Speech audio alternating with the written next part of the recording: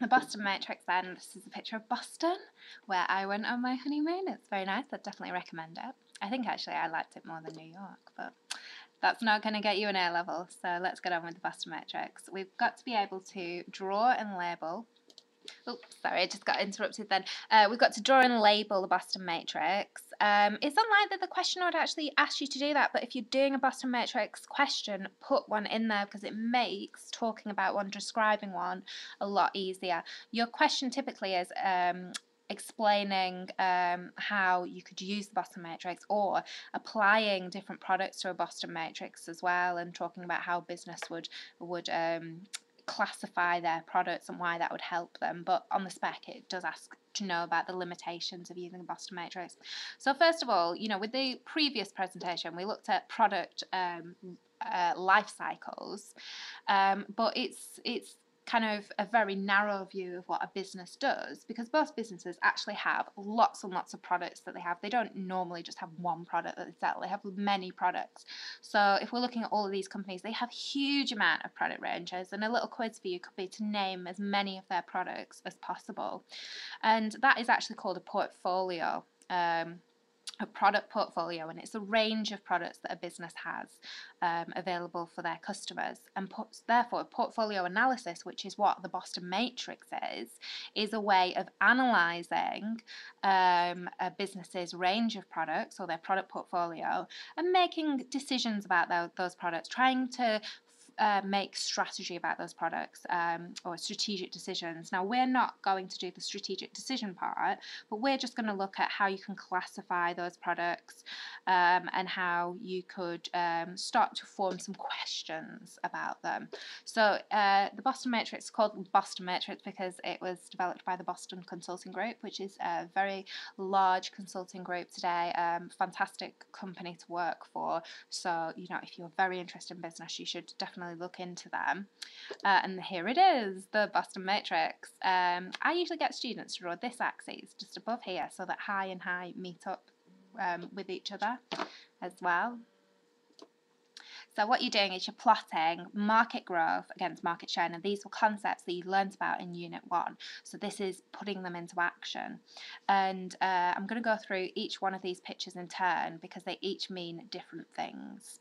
So here we go. A star is, we can see up here, so it has high market growth, and so it's in a market that's growing very fast, so it's usually going to be a new market, and it's got a high market share of that market, so it's doing well in the market that they're in. So it's usually a new product, but it eats up a lot of money. They're very expensive star products because they're new. They usually need a lot of money spent on promotion and keeping their number one place in the market in terms of market share, so branding expenditure particularly. A cash cow, however, is likely to be an older product. So these two tend to be older products because they're in low growth markets. So the market that they're in isn't really doing very much. It maybe is in the maturity stage. Whereas these two on top are newer products. So the cash cow has a high market share, but it's in that low growth market. So people know about the product, and so minimal amount is spent on promotion, very much in the maturity phase. But it brings in a lot of money for the company, and you don't have to spend that much on it, so it's quite a good thing. The question mark or problem child is in the right market because it's in a high growth market, but it's got a low market share. So it's a new product, but you're just not very good in that market. You're in the right market, but your product maybe isn't doing very well. And it could turn into a dog, which we're going to have a look at in a sec. But you're just trying to decide, really, should we spend promotion? Should we spend money on this product to promote it, to try and improve its image, to try and improve sales so that we can turn it into a star, we can get it a little bit more popular. And then finally, a dog is in a low growth market, so the market's not kind of doing very well. It might even be declining, and you've got a low market share, so you're not even very good in this low growth market. It's usually an old product, and it could damage your reputation as a company as well. And it could require a lot of money to be spent on it for it to gain a large market share, but it's a low growth market, so you might think, should I spend money on that? or not. And this is a very ugly dog. So remember, you don't particularly want dogs. So why do businesses use the Boston Matrix? So it can help them manage their mix of products and make decisions about promoting or discontinuing products. So brief history here of the Boston Matrix. It came around in the, was it in the 1960s or 70s? It came around in a time when firms, it was believed to be successful, what you needed to do was have a lot of different products. And then businesses looked at their accounts and they thought, actually, I'm not sure if this is the best way to be profitable or successful, and maybe just having a really large range of products isn't the best thing to do. So the Boston Consulting Group came up with this matrix to analyse all of the product ranges and to make it easier for a business to say, look, why don't we continue with these stars and cash cows? Why don't we try and do something to develop these question marks or problem children? And why don't we just get rid of the dogs? So you can get rid of that problem, just discontinue it and focus on your problem children, because they're really going to need some help to become more successful. So it's a way of categorising your products and forming strategy. And also, you don't want, you might think, oh, well, a cash cow's great. I want as many cash cows as possible, or I want as many stars as possible. But stars are very expensive because they need a lot of promotion because it's in a new market. So you don't want too many stars because that's really going to drain the business, and you don't want too many cash cows, because they'll eventually go into decline, as we know from the product life cycle. So you might form these questions when you categorize your products into these boxes. And I'm not going to read these out because there's quite a lot there, but you can pause and have a read of these things yourself. Okay, so it does have its limitations. So I've just come up with these 3 limitations of the Boston Matrix. It's hard, firstly, to define the market you're in, because what we have to do with the Boston Matrix is look at market growth. So we need to know what market we're in to be able to measure growth, and we need to know what market we're in to be able to measure the share of your market. So if you were looking at coffee sales in Italy, Nescafe would have really small levels of sales.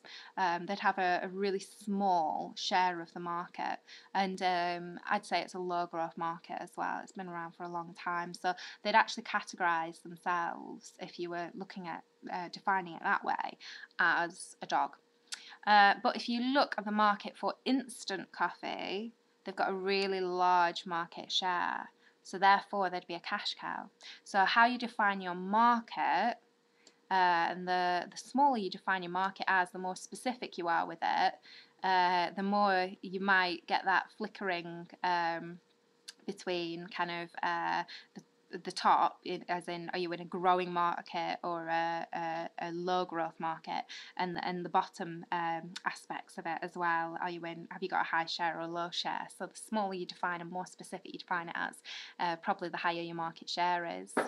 There's also just discontinuing a product just because it's a dog may be a bad strategy, because there can often be synergies between certain products. So I always use the example of like a sixth form college, like the college I teach at, Connell Sixth Form College. So we have some subjects that are very small numbers, and those would be languages. I'd say that they often don't have class sizes of above 10, and if you were being very, very particular about these things and very strategical, you might say, well, is it economical to run these courses?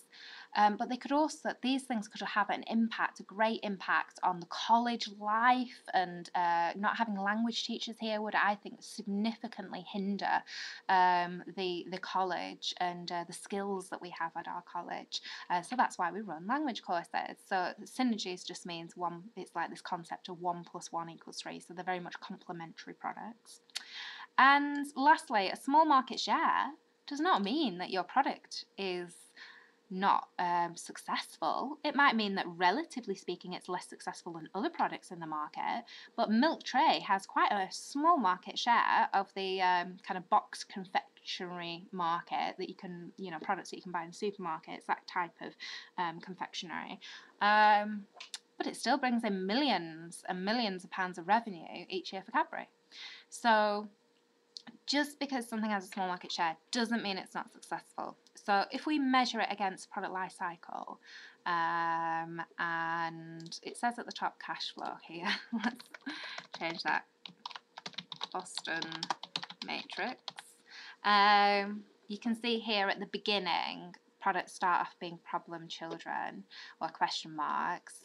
During the growth stage, high growth market, so they're a star. During this maturity stage, they're a cash cow, and during this decline stage, they're a dog. So that's how we could map them against each other. And here we have a question from a very old paper, and there's been more recent ones. So have a look at your past papers and mark schemes, but explain how a car manufacturer might analyse its product portfolio using the Boston matrix. And if we go to the answer mark scheme, you've got answers might include a diagram correctly labelled, and then it goes through them in stages, so cash cows, explaining what they are, and then giving some examples of product stars, problem children, dogs. Those are your specification objectives. It's quite straightforward. Most important thing that you can, I think personally, that you can draw the diagram and that you label your axes correctly, market share, market growth, and that you really understand what this model actually shows and how businesses can actually use that.